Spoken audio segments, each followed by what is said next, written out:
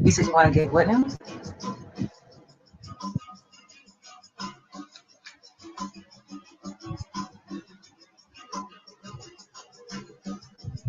Okay, okay. All right, thank you.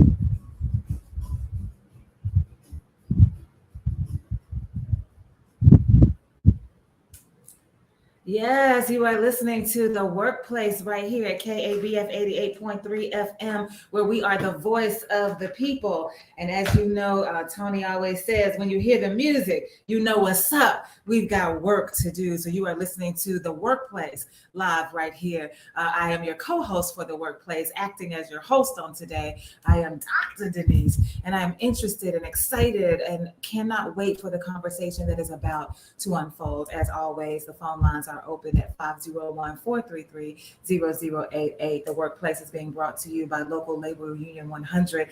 They underwrite this show, and we want to make sure that we give them their props for making it possible for us to be here. But they are not the only ones who make it possible for us to show up in this space live every single Thursday from 9 a.m. to 10 a.m. An hour of power for us to think about the ways that we can come alongside those who are in the workspace, the workplace, to see if we can help liberate them as it relates to the conditions that they are working in, as it relates to the atmosphere that is created for them, as it relates to how the power dynamic works itself out, how it relates to the silencing of voices in the workspace. So we want to make sure that you are welcome in this space and you know that, and we understand the power of your presence. You heard Wade say at the beginning of the show, before we came on, that it is Pledge Drive. Pledge Drive officially starts on May 13th, but you don't have to wait for that Saturday. You can start giving right now. There are ways that you can give, multiple ways that you can give, one of which is to call in right here at 501-372-6119. That's to the office where you would normally hear the legendary John Kane pick up the phone and receive your donation. You can also call into the studio. The number to the studio is 501-433-0088. That's 501-433-0088. Any one of the more than 70 shows that you listen to 24 hours a day, 7 days a week would be more than willing to receive your donation over the phone. You can also write us a check. You can send us a money order, and you can mail it to the address. We are located at 2101 South Main Street. That's 2101 South Main Street in the city of Little Rock in the state of Arkansas, 72206. You can also go online to www.kabf.org, www.kabf.org. You no longer have to use the W's, but just in case you like to do that, kabf.org, and you can click to donate. And you can also choose to become a sustaining member, which simply means that your donation, whatever donation you set, will be withdrawn from your account on a regular recurring basis without you having to think about the action of the recurrence. Now, we want you to think about how much is being drafted from your account, because we want to make sure that that is exactly what you have said for us to do. But we want to make sure that you don't have to worry about whether or not, did I donate this week, this month? Did I donate this month? Was it last month? You can trust that that donation will happen every single month. And then Tony always reminds you that you can come up to the station. This is where his office is located. So he's usually here most of the time. So you are welcome to come up in person, and you can feather those steps. You can walk up those steps. I think I counted them one time. I think about 20 of them. And you can come up those steps You can come into the studio and he will show you around. He will show you his office. He will show you the studio. He'll talk to you. He'll show you where we record our PSAs and where where we have all of the workings from the engineer, Mr. Russell. He'll show you that space. Whatever it is that you want to see, if you want to come up and be face to face with him, you can absolutely do that. So those are all of the ways that you can help us with our pledge drive. Another way is the Buy a Watt campaign. You can get 20 60-second spots for $150. That is 20 60-second spots for $150. This only happens during pledge drive, and you will not be able to find another deal like that anywhere. Anywhere. It does not happen except for right here at KABF 88.3 FM, where we are the voice of the people. And so we invite you to find a way to donate to us on today and tomorrow and the next day and the next day, even beyond pledge drive.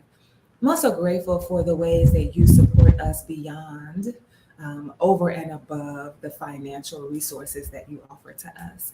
When we walked into, like, as soon as I drove onto the campus of St. Michael Episcopal Church, I saw Mr. Henderson, and then a little while later, Ezekiel walked in all decked out with his seersucker suit on, and I was like, oh my goodness, the people are in the house. Yes, it was so refreshing, put such a huge smile on my face. So when you make your presence known, and that's whether or not you show up in person for these events, it's whether you call on the radio, it's whether you send me a text, it's whether you call me on the phone, it's whether you send me a message through Facebook, whether you show up on the live feed, anytime that you make it so that you let us know that you are paying attention, that you are listening, that you are participating, that you are a part of this experience, that warms our heart, and we are forever grateful for that.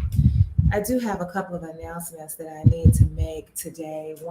Two of them are a continuation of the announcements that were made on Tuesday. I want to remind you that if you know someone who is 14 to 19 years old, there is an initiative happening through Planet Fitness for the summer where they can, those youth ages 14 to 19, you can receive a free membership at Planet Fitness so that you can continue to work out your body, which also helps to elevate your mind and your soul and your emotions and your psyche. And so we want to make sure that you know you can just walk into any Planet Fitness. They will help you. You can go onto the app. Those of you who are technologically savvy in that way, you can browse the site. Whatever it is, get in touch, get engaged. If you need me to help walk you through it, I'll be more than happy to do that. You can hit me up. My number is 501 no, that's not my number. My number is 228-236-7440, 228-236-7440. You can reach out to me and I will help you in any way that I can.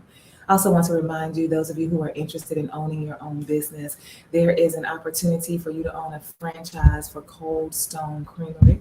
I'm not sure if it'll work out in your favor. I'm not sure it's the best decision to make. I'm not sure it's something that you want to invest in. I don't know. I know that the opportunity for you to discover the answers to those questions is available to you, and we want you to know that. That's one of the things that we do right here at KBF 88.3 FM. We want to educate. We want to inform, we want to enlighten, we want to expose. And so if you think that that might be something that you are interested in, then we want you to know that that opportunity exists for you right now. There is a number that you can call. It's an 866 number. And again, I can give you that information, help walk you through the steps of registering for that event to talk more about it. My number is area code 228-236-7440. That's 228-236-7440. I also want to let you know that I have been given the go-ahead to plan the next Black Love event. It will be in June, and as soon as we get those dates cleared with the gallery, I will make sure that you know. So this will be our third event. It's a series of Black Love events. The first one was primarily from the voices of Black women. The second one was the voices of Black men. And so now, just organically, we believe it is important for us to have both Black men and Black women on the stage together, engaging in conversation at the intersection of Black love and the system of right in humanity. I have learned so much over these last two events that we are not going to focus anymore on the definition of Black love. I'm just going to give it to you. And we're going to go from there. And so we're going to have an exciting time, and you will know and you will learn more about it. As always, this is an event where you can pay what you can. So if you have nothing in your pocket, that is fine. If you have a penny in your pocket and you want to donate, that is fine. If you got $500, we got $5,000. If you got $5 million, whatever it is that you would like to donate to these spaces, we receive that, and we are happy. There's a saying that some people in the church do. They say, any way you want to bless us, we'll be satisfied. And that's exactly how we feel. Anyway, you want to bless us. And if it's not with money, but with your presence only, we'll be satisfied. So I want to let you know that. Also, I am organizing another event at the intersection of faith and HIV. We just had one on the 28th or 9th. I think it was 29th. It was the 29th of April we had one. And so we are having another one on the 21st of May. And so we are asking people to join us for this conversation to talk about how faith can show up in support of people who are living with HIV. You don't have to be a person who professes to be of faith. You don't have to belong to a certain denomination. You simply have to be interested in how we can use our convictions and our beliefs in whoever and whatever and wherever they came from to make sure that we are being neighbors to every single person. And in this case, particularly those who are living with HIV. So that's happening on May 21st. And then in June, you got the Black Love event. So there's a lot going on, and we want to make sure that you know so that you can figure out your level of engagement. We invite you, and if you want to come, you come. Whosoever will, let them come. That's how we look at it. Now you'll see more about that. I'll send out the flyer, and you will be receiving information here as we always make these announcements that we believe are pertinent to all of our lives. I want to pause for just a moment this morning. I am dealing with death this morning, and I want to create space for one of my dear friends. Her name is Arve Fuller. I think as she got older, she began to think about new ways of pronouncing her name. There was a time when she considered and she entertained the thought of being called Arva. So Arve, Arva, it doesn't matter. Either one she will answer to, and that's through her own admission. But she is one who would show up on my feed on Tuesday nights for the non-traditional Bible study that I offer. That's called The Good Fight. And she would always ask questions. She would always probe the text. She would always push us to think more deeply about what's happening in our faith and how our faith is showing up, how we are embodying this Jesus that we say that we serve.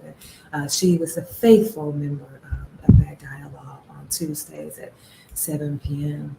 And one day her sister reached out to me and said, I really think that you should know that Arve is suffering from pancreatic cancer. I had absolutely no idea. Arve would show up every single Tuesday without fail, never saying a word. We would talk offline. She would send me messages. She would send me through doors. Denise, did you see this? Denise, did you read that? Denise, have you thought about this? And we would be on this journey together. And sometimes I would bring it back to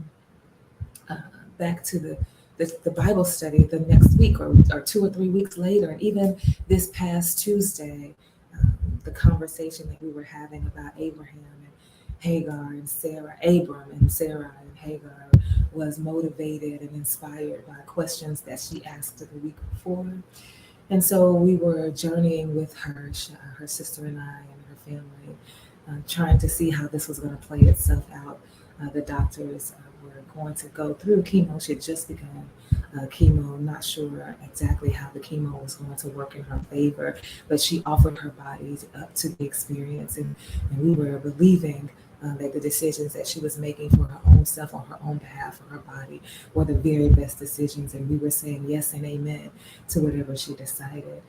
And so finally, her sister told Arve that she had given me the information. So Arve didn't know that I knew. Once her sister told me, she asked me not to say anything because she wanted it to be Arve's story to tell. But finally, her sister said, I could not take it any longer, Denise. She talks about you all the time. I felt like you needed to know. And so then Arve and I began to talk personally about what she was going through, and we were praying together, and all of the things that you do when you come alongside somebody that you are hurting and you know there's nothing you can do to alleviate the pain, but you do know that there's power in presence. And so I would sit with her through prayer, and we would just talk. If she wanted to talk, we would just sit. If she didn't want to talk, just know that I am here, is all I would say. And so this morning, about 5 o'clock, I got a message from her sister, Charlotte, that actually Arve suffered a massive heart attack this morning, and she is now no longer with us.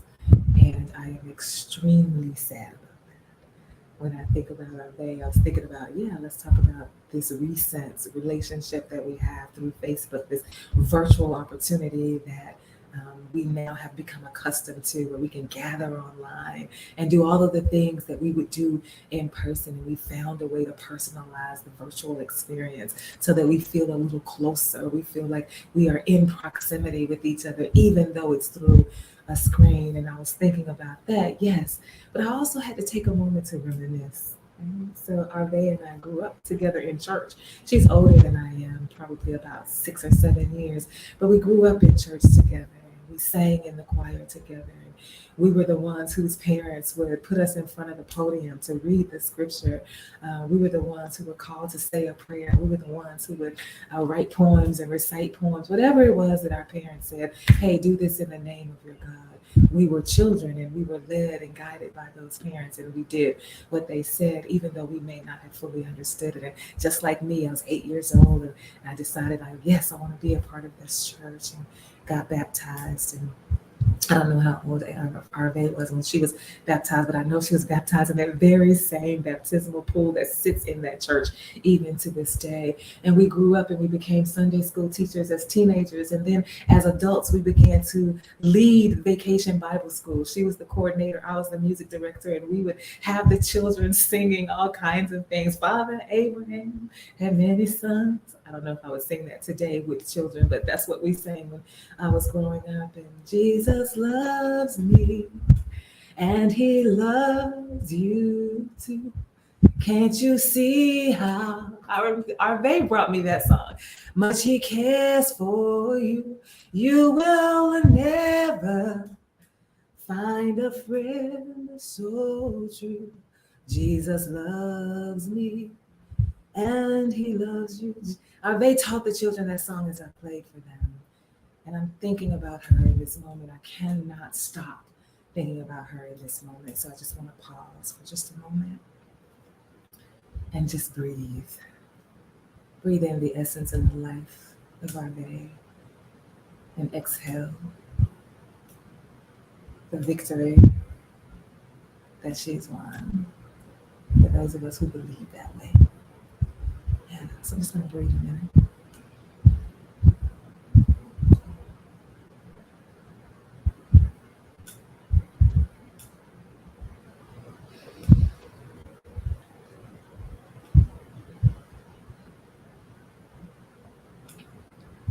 I'm also thinking about death in another way. There is someone that I know who has lost a child this morning. And when we think about death, we think about it in different ways. People have different ideas about the death of adults as opposed to the death of children. Me, I see death as death, and it makes me sad. However, it shows up and interferes and disrupts our lives. Sometimes we embrace death when we know that the person has been suffering for so long. And so for all of those people who are suffering loss, who are grieving, who continue to grieve the loss of those that they love. We breathe for you this morning too.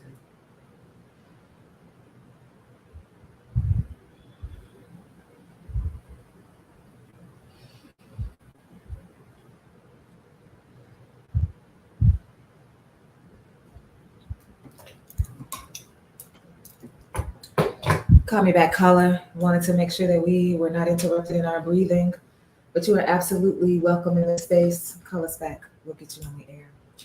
I'm also breathing this morning for Jordan Neely. He's who I've come to talk about today as we center ourselves in this space of the workplace. Jordan Neely, who was murdered on a subway in New York. I'm going to talk about that. I want to talk about him. Caller, you're live on the air, KBF 88.3. Thanks for calling. So speaking, I got the show. Yes. I'm outside. I'm outside here. Can you hear me? Yes. Okay, yeah. You know who this is. Listen here. I'm just now tuning in. Well, you going solo today? You don't have the Long Ranger with you? I do not.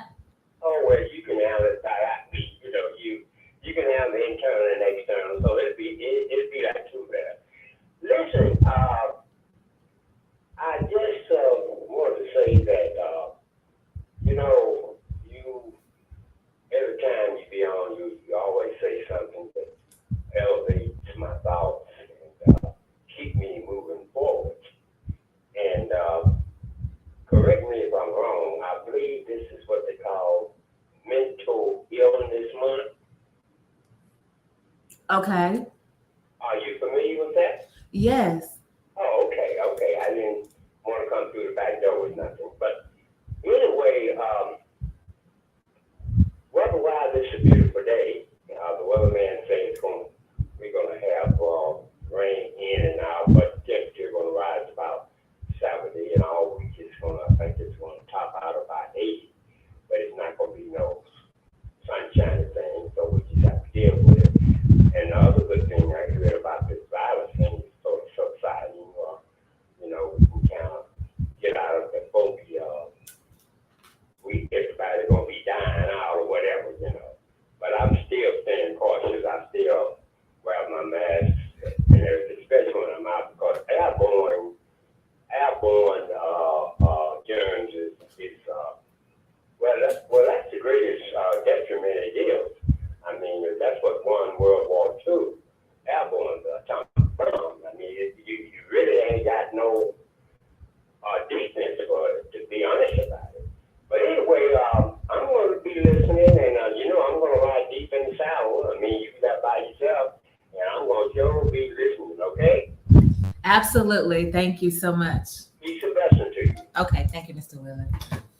I see Craig. Hey, Craig, I see you online. Craig is one of my friends, my church friends, my out-of-church friends. Just thank you for being present with us on today.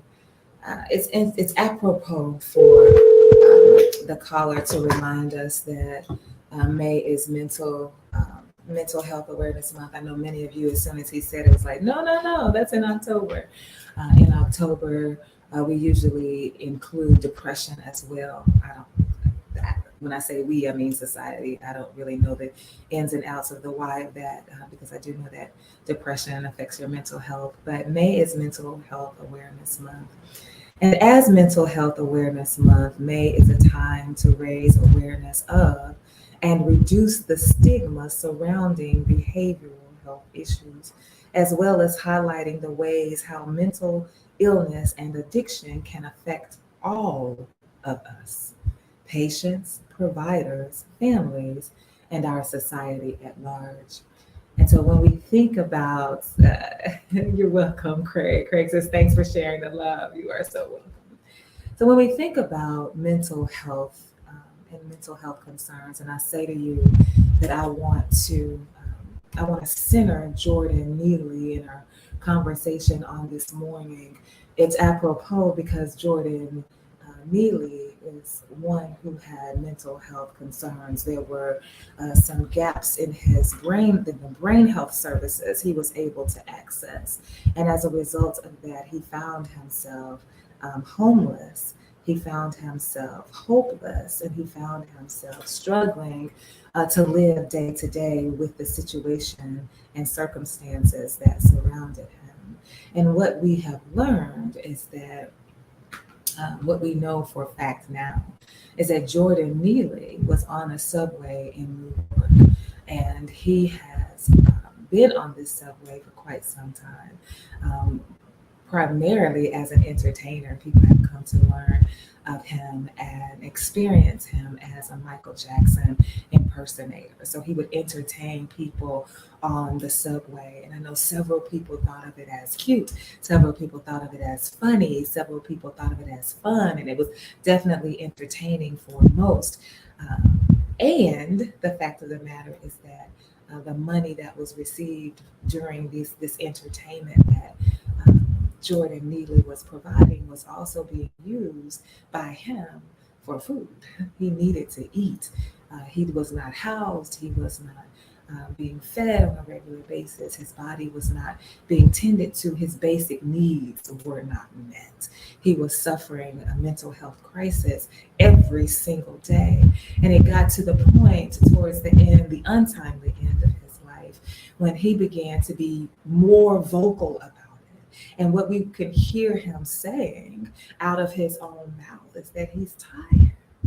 He's tired of the life that he is living, a life where he is unsheltered, a life where he is unfed, a life in which he is not able to access the bath and the shower, all of those things that many of us take for granted. And he's beginning to cry out for help to anyone who will listen, that I am tired, I need help. And what we have come to learn is that in New York, he was on a watch list. He was on a watch list to say, hey, this person right here is in dire straits. This person right here needs immediate help. This person right here, we've got to pay attention to.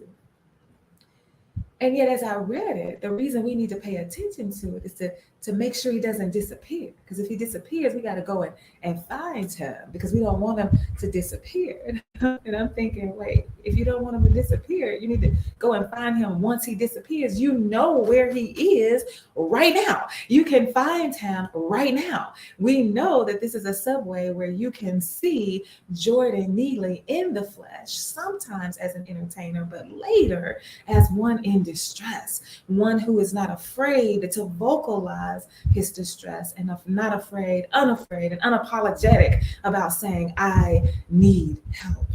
And in his distress, as he is crying out for help, a white man, this is what I'd like to do. You know how usually on Tuesdays we would have this EJI, we would have an Equal Justice Initiative tidbit, and I would read from the calendar. This morning, as I was thinking about Jordan coming into the space, I was like, I should write my own tidbit. Like, what would it say? So next year, when we get the calendar, I'm pretty sure that on May 1st, because this is when Jordan was murdered, on May 1st, 2023, I'll be able to read a 24-year-old white Marine veteran named Daniel Penny murdered 30-year-old Jordan Neely on a subway in New York. And despite the fact that the medical examiner has declared Jordan Neely's death a homicide, to this date, I'm reading it now, like this is now, to date, Daniel Penny has not been charged with any crime. Even though he is seen on the video, even though he is captured in the act, even though we can watch it happen, no charges have been filed against this white man who murdered this black man on camera, on the subway in New York. Because why? Caller, you're live on the air at KBF 88.3. Thanks for calling. What's up, Mr. Lee? Hotep. Just to offer my presence and those who already as well as you, and may that creative force in the universe give you the comfort that you need and that the family already needs at this time. Secondly, and I'm getting sick and tired of press doing this. They brought up that young man with criminal history, not knowing that it was all in them building. They talked about he has an extensive criminal record. The dude man is right behind and asking for help, and ain't nobody paying attention. So we are those who are need to know from the slight that's being placed in the press by bringing up a criminal history when all that young man wanted was help. And with that said, peace and blessings. Thank you, Hotep. Yes, absolutely. We are going to talk about the one thing that they're flashing across the screen. There were 40 plus arrests that Jordan Neely was involved in. He's been entangled in the criminal injustice system. They are flashing that across the screen right beside a picture of him. Absolutely, they are criminalizing him in the media, and we need to pay attention to that narrative that I agree with Hotep is exhausting and it's tiring and it is simply unjust. Caller, you're live on the air at KBF 88.3 FM. Thanks for calling. You're more than welcome. Good morning. The rest of the audience, those online, those here. I heard Hotep condolences to you. I don't know what that was for. I just tuned in, but I heard enough to want to comment about something that you said, and your audience called in as well. I don't think we should ever stop complaining about injustices. Complaining is a comment. It's like a compliment is a comment. Folks give compliments and no one says anything about it, so we should never get mad when someone complains about an injustice. And for that reason, I said that because a recent talk show recently said that we need to stop complaining and start doing something. Well, you've got advocates and you've got activists. We need all of it. The songwriter said, "Get every voice and sing till there can heaven bring," which is a euphemism. But we still all should join together and complain about these injustices like you're doing now. That was the case in, I think, Michigan, somewhere where a little boy went through and shot his teacher. And someone, I guess they didn't really know the circumstances, said, well, parents should be responsible for their children, and they were supposed to have been there at school with him, but they were not supposed to go at school that particular day because the little boy had achieved a certain level of success in his classroom. He suffered from some type of mental illness, and he began to do well academically, and he was on task. And so it was said that his mother didn't have to be with him that particular day. So we don't want to blame the mother for doing something that she didn't do when it wasn't something that she was supposed to at that particular time. And, we go around and we blame folks for stuff that we don't really know what we're talking about. And it just makes it look bad because we're talking about the young man. Without the, them boys almost a baby. And to criminalize babies, well, they've been doing that for years. But those who American conquerors, because we're not really full-fledged, we're more of residents than we are citizens, if I put it like that. So I always say something when it's, some kind of injustice going on, because if we don't, the other side is recognized and they might just come up with a narrative that's not, good for us as they usually do. And that's what I want to say. Thank you so much for what you're doing. It's a threat to our very citizens. Every time something happens, we're categorized as, crooks. Like you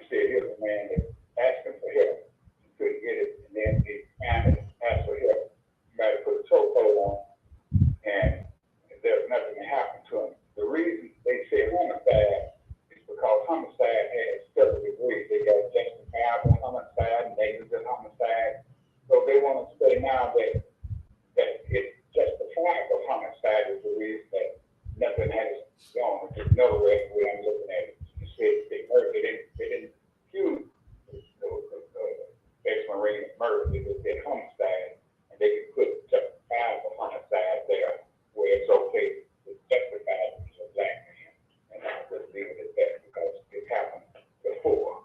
It happened many times before, and they justify it by saying that we are like they did. We had all those prior charges, and I mean, just think about it. All of our leaders have been in prison. They do Luther King in jail. Just go back all the way to the times. Paul wrote some of his greatest sermons in jail. I'll just leave it at that. Don't keep up good work. And what was that condolences about? Because I didn't hear it. My friend Arve died this morning. Okay, well, I'm sorry to hear that. Yeah, my condolences also in your grief and to his family and friends and loved ones as well. All right, thank you very much. I appreciate that, Ezekiel. I do. Thank you. I appreciate that. So when Ezekiel says that there's a difference between, like, well, they said it's homicide, but one of the reasons why is because they want to give themselves an out in the way that they're going to charge the 24-year-old Marine veteran, if they choose to charge him, because now they're investigating to determine whether or not they want to charge this man with murder. Charge this man with anything, because what I'm reading is that if they charge him, they're going to charge him with manslaughter. But let's just talk about this word homicide for just a moment. What I want us to really pay attention to is the narrative that's already being spun. And we want to make sure that, so Ezekiel was raising our awareness, raising to our level of consciousness, the narrative that's being spun around the entanglement that Jordan Neely had with the criminal injustice system. And this narrative is taking out of context the role that not only mental illness plays, but we can also talk about poverty. We can also talk about lack of health care, the disparities in health care for Black folks. We can also talk about redlining. We can talk about transportation. We can talk about education. We can talk about all of these systems that work together in order to create the spaces that give rise to the condition that Jordan Neely found himself in. And so what we have to do is pay attention to the narrative so that we can call it what it is. In order to call Jordan Neely in order for us to no longer be concerned about his murder, we need to criminalize him, because in this society in which we live, criminals are nothing more than slaves. If you are a criminal, then that means we can do with your body whatever we want. So for us to raise this issue that he has been entangled with the law for more than 40 times, we now label him criminal so that we can say Daniel Penny was justified, what Ezekiel says, justified in the murder, because criminals are our slaves and we commodify their bodies. We use their bodies so that we can gain from them. And what are we gaining from the use of Jordan Neely's body being classified as criminal, which makes him a slave? The reason we are able to, how we are commodifying his body, is to turn this into a referendum on mental health. When you listen to, hey, Dexter Jean, I see you. When you listen to the 14 minutes and 20 seconds that Mayor Eric Adams addresses this issue about Jordan Neely, he talks about Jordan for about 1 second, maybe 5 seconds in the beginning and maybe 5 seconds at the end. And he spends the rest of his time talking about not just the fact that mental health is a concern, but he even goes so far as to blame Jordan Neely for his own mental health conditions. We tried to help you. Organizations tried to help you. You did not receive the help. You were unwilling to participate in your own health. And thus, he doesn't say this part, but if you read through what he's saying, the implication is, well, because you did not get the help that you needed, that we were trying to offer to you, then, hey, you know, your death is on you. But now that you are dead, how can we figure out a way to use your body, to use your lifeless body, to use your death, to use your murder to amplify what we're trying to do? So he starts talking about this. The black mayor, I want to make sure that I say he's a black Democrat mayor. He's talking about the first thing I did when I walked into office was to tell them we need to do something about this mental health. We've got a whole task force of 5 organizations, and they meet weekly to try to figure out what we need to do about mental health. I am not even a healthcare provider, and I can tell you what you need to do about mental health. I can also tell you what you don't need to do. What you don't need to do is ignore people who are in crisis every single day in front of your face, and you say, well, we're going to meet over here in the corner to see what we can do about them in public. We're gonna watch them just in case they disappear, because if they disappear, then we got to go find them. So what you gonna do when you find them? They right here. What are you gonna do? So this mayor spends 14 minutes and 20 seconds on this referendum on mental health, and not once does he mention murder.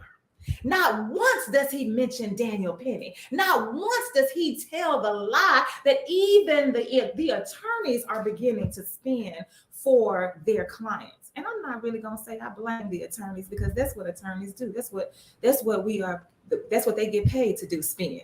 And we've created a litigious society so that we can get people off, particularly white people off, and we get them off through their lawyers. And the more money you have, the better lawyer you can get, so that you can get. It's all part of this system. But I want to read to you what of the statement, part of the statement that the lawyers, Penny's lawyers, are making.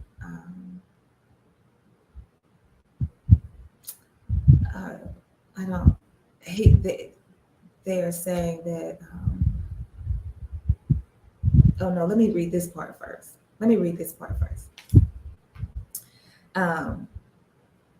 This is what the lawyers are saying. Stephen Razor and Thomas Kenneth, these are the lawyers for, oh, wait a minute. I see Dexter Jean on here.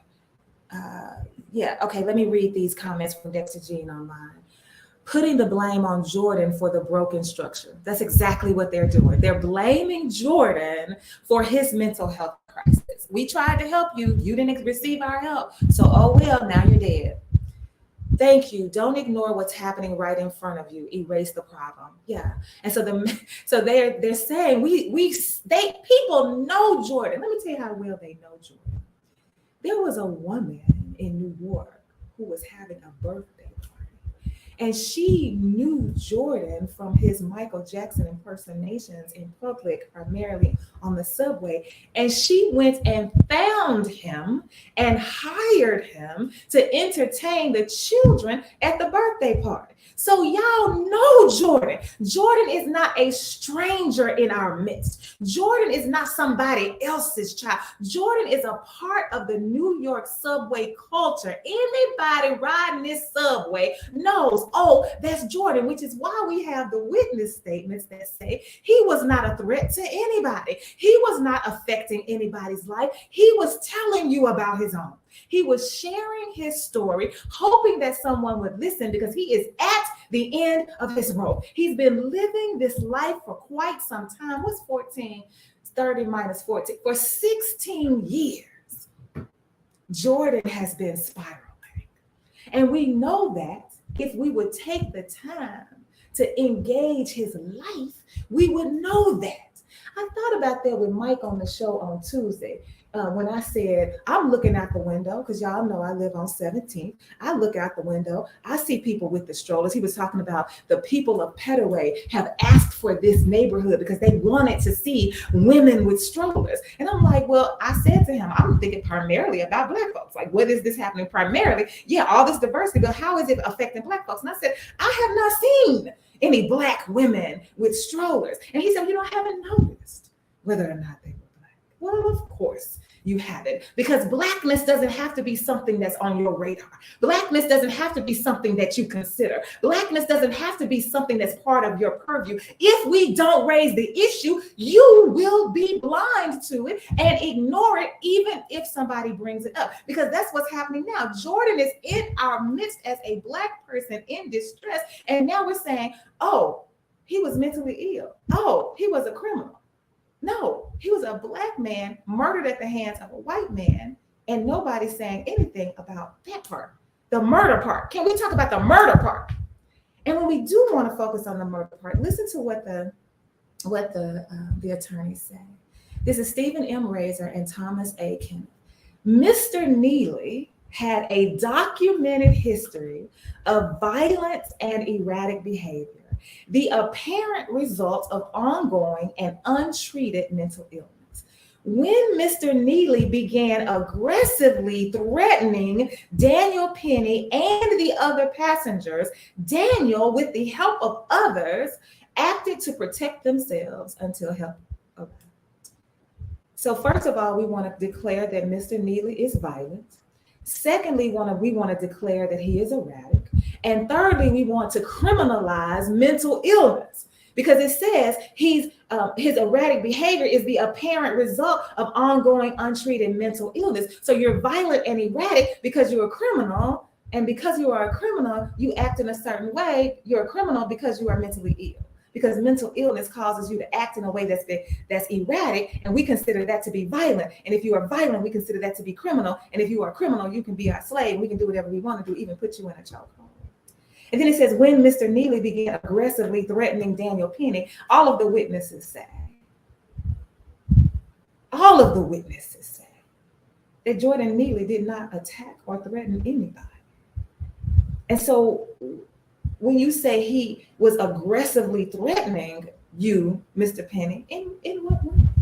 Because he dared to cry out for help, because he dared to raise awareness to what's happening in his Black body, the same way that the people who are protesting what happened to his Black body are being met by brute force, by the law enforcement agency. Talking about, we saw a cocktail somewhere, so now this is dangerous. And you can see people with blood on their faces because they're trying to protest. Anytime Black people raise up in any way that we raise up to draw attention to the conditions of around Black bodies, somebody feels threatened. And because you feel threatened, you want to claim that you need to protect your life. And in claiming to protect your life, you got to make sure that you call us violent first. And then the message that his lawyers are, the statement also says that Daniel Penny didn't have any intent. There was no intent for him to cause harm. So let's circle back to when we talk about homicide. I told you I want to talk about this word. The medical examiner declared Jordan Neely's death a homicide. The word homicide means that the person is killed, one person is killed by another. So just the fact alone, just the fact that this has been declared a homicide by the medical examiner says that somebody murdered Jordan Neely. If we have the video that shows it was Daniel Penny who had his arms around Jordan Neely's neck for almost 3 minutes, if we have the video that shows that, and he's got him in a chokehold, then how is it that we don't have charges against Daniel Penny? Because we wait to investigate whether or not he actually killed the man, but he's already been declared a murderer by the examiner. He's already been declared the murderer by the medical examiner. But watch this. Listen to what Adams says. This is the Adams, remember Eric Adams. Oh, here's what let me read it exactly. Here's what the lawyers say, Penny's lawyer. Penny never intended to harm Mr. Neely and could not have foreseen his untimely death. Listen again. Penny never intended to harm Mr. Neely and could not have foreseen his untimely death. Now, don't forget that Mr. Penny is, that Daniel Penny, I don't even want to say Mr. Daniel Penny is a Marine veteran. A Marine veteran can foresee an untimely death.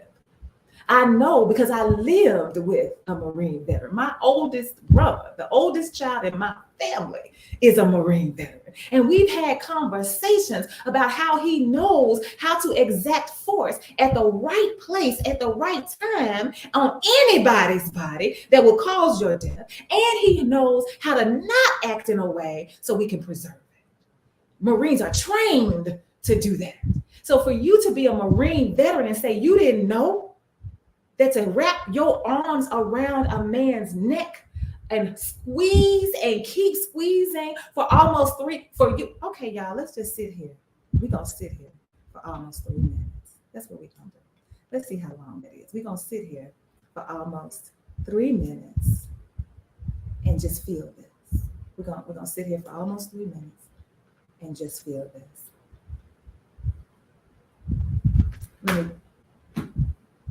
We're going to sit here for almost 3 minutes and feel this.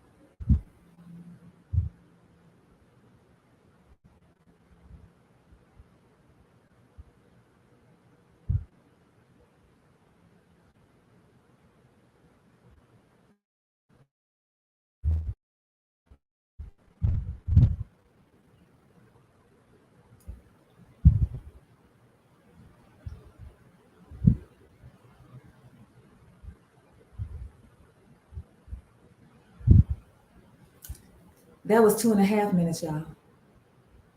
You have your arms around someone's neck and you are squeezing the neck for 2.5. That was just 2.5 minutes. It's almost 3. I don't know what almost 3 is. I don't know if it was 2.5. I don't know if it was 2 minutes and 45 seconds. I'm not really sure. Almost 3. That was just 2.5.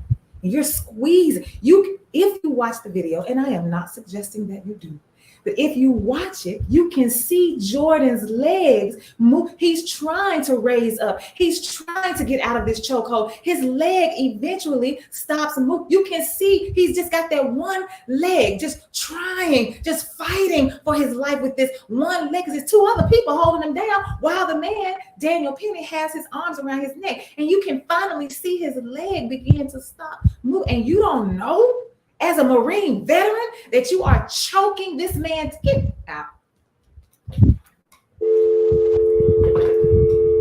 Sorry, caller, I see you. Call back. I'm trying to get you in. I did not want anything to interrupt those minutes that I wanted us to feel.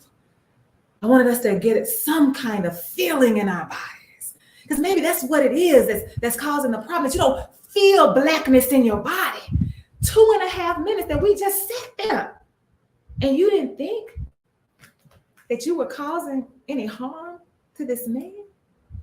Not only were you causing harm, you murdered him according to the medical examiner, who has declared it a homicide. Homicide means one person kills another.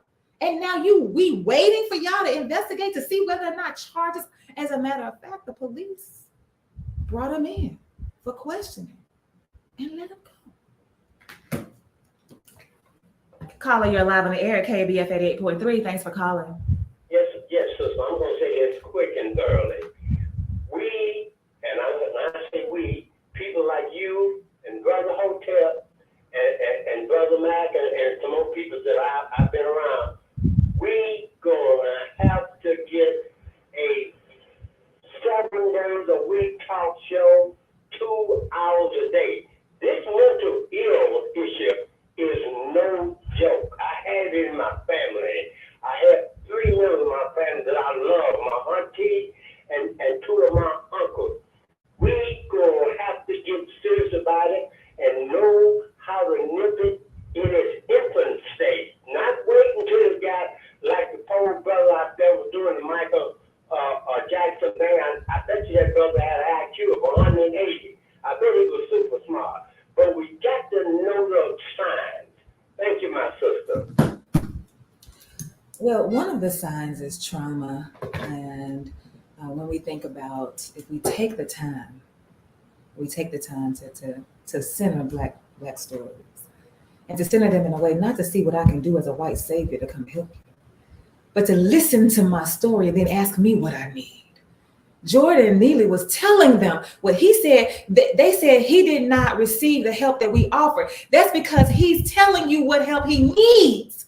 You're offering what help you want to give him. He's saying, but this is what I need over here. And no one spoke to that need, because they did not believe they even say it, that he don't know what he needed. The mayor is saying we got to help people who don't know that they need help. He knew he needed help, and he knew what help he needed. You just didn't want to give him what he needed. You want to have a task force. That's the help you want to offer. You want to be able to say, now you want this legislation. Now, y'all, so the mayor is offering this legislation that's called, oh my goodness, Services Intervention Act. Something like that, where they want to force people to be hospitalized. If they think that you have a mental health concern, they want to be able to put you in the hospital, whether you want to be put in the hospital or not. They want to be able to force the hospitalizations. That's a whole nother conversation that we can have on another day. But right now, I want you to hear what the mayor said. The Democratic mayor on Wednesday did not utter Penny's name or mention the exact circumstances that led to the fatal chokehold. Neely's death was ruled a homicide, though the designation doesn't mean that there was intent or culpability, a spokesperson for the New York City Office of the Chief Medical Examiner said, noting that's a matter for the criminal justice system to determine. So what's the role of a medical examiner? Your role is to figure out the why and the how behind somebody's untimely death in particular. The why and the how. That's what we need to know. What was the manner, and what was the cause, and what was the manner? That's what we need. And so when the medical examiner says it was a homicide, that's what he means. But then he says, but wait. I'm telling you it was a murder. I'm telling you somebody killed this man. I'm telling you that. But That's as far as I can go with my job, because now I have to defer to the system of criminal injustice because they get to determine whether there was culpability. Culpability means guilt. Was you guilty of doing it or not? That's what culpability means. Do you deserve to be held accountable for this wrong that you have done in murdering? Are you guilty of that? And then it says, this is what the Black mayor, Eric Adams, says. While we have no control over that process, talking about the criminal injustice process, one thing we can control is how our city responds to this tragedy. So here you are, you want to write legislation about forcing hospitalizations, but you have no control over whether or not the law enforcement system can declare that this man was murdered. What? So here you are, a Black man in power. And that's why I keep saying he's Black. Because some of us think skin means kin, and it does not, which is another reason why I always push back on people who are like, oh, you're trying to incite hate. And I'm like, no, I'm saying I'm calling for everyone who will center the Black body and understand the Black experience so you can help us fight towards collective liberation. I don't care who you are, because some people who look like me ain't going to be part of the struggle. So you have a Black man sitting in power who says, I have the power to write legislation, to move legislation, to push legislation, and I'm not going to touch the criminal injustice system. Instead, I'm going to make sure that the criminal injustice system can force you to be hospitalized. So one of the questions that we have to ask when we talk about what are we going to do in response to these systems that were set up to create situations in which Jordan Neely found himself, one of them is to figure out how to wake up Black folks about Black issues, how to see ourselves complicit, how to see the manifestation of our own internalized racism, how to see the corruptness of political office and how it is turning us into evil while we claim that's what we want to fight. We got to have real conversation. And I hope that this conversation continues, but I got to go, y'all. It's 10:01. Thank you so much for joining me for the workplace. We will be right back here. Tony should be here on Monday, 4:00 p.m. with Down with Debt. He and his co-host Neil Seeley. We will be back together. I don't know if Tony will be here next week or not. I'm just saying, if he's in town, we'll be right back here on the show for Community Voices at 9 a.m. Right here, KBF 88.3 FM. And then the next Thursday should be, if I'm not mistaken, the Health Corner. So I don't know. I think I got that right. But all of this is waiting on you right here at KBF 88.3 FM, where we are the voice of the people. Don't you dare touch that dial.